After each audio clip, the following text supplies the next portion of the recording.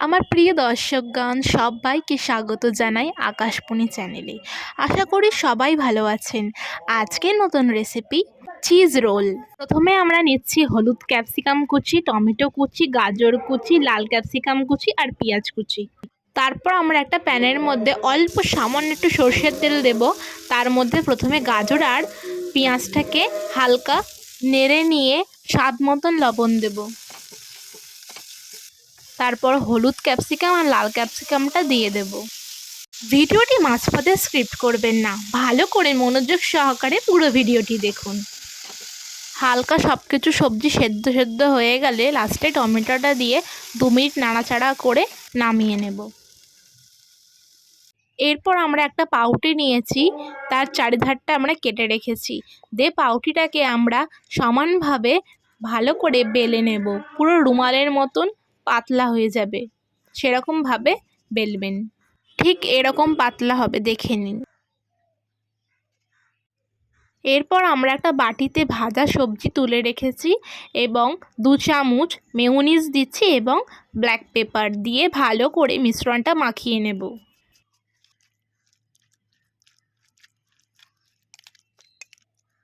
মিশ্রণটা আমাদের রেডি হয়ে গেছে। এরপর আমরা পাউটির ওপরে একটা স্লাইস চিজ দিয়েছি এবং এক সাইডে মেয়োনিজ দেওয়া সবজির ব্যাটারটা দিয়ে ওর উপর দিয়ে গ্রেট করা চিজটা দিয়ে ভালো করে রোল করে একটা টুথপিক দিয়ে মুখটা ঠিক এই রকমভাবে দেখে নিন, এরকমভাবে আটকে দিয়েছি।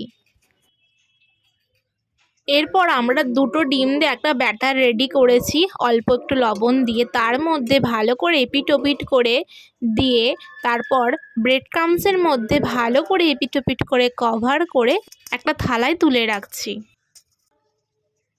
একটা কড়াই নিয়েছি, তার মধ্যে সাদা তেল দিয়েছি। সাদা তেল গরম হলে আমরা আমাদের পাউরুটির রোলটাকে ভালো করে এপিট ওপিট করে লাল করে ভেজে নিয়ে একটা থালায় তুলে পরিবেশন করুন সুস্বাদু স্বাদের চিজ রোল। চিজ রোলটা খাওয়ার সময় টুথপিকটা বের করে বাচ্চাদেরকে পরিবেশন করবেন। আশা করি রেসিপিটি আপনাদের সবার খুব ভালো লেগেছে। এই রেসিপিটি শুধুমাত্র বাচ্চাদের জন্য, আর যারা খুব ফাস্টফুড খেতে ভালোবাসেন তারা বিকালবেলা চায়ের সাথে এই স্ন্যাক্সটা বানিয়ে দেখুন, অত্যন্ত দারুণ এবং সুস্বাদু স্বাদের। তাই একবার অন্তত ট্রাই করে দেখবেন।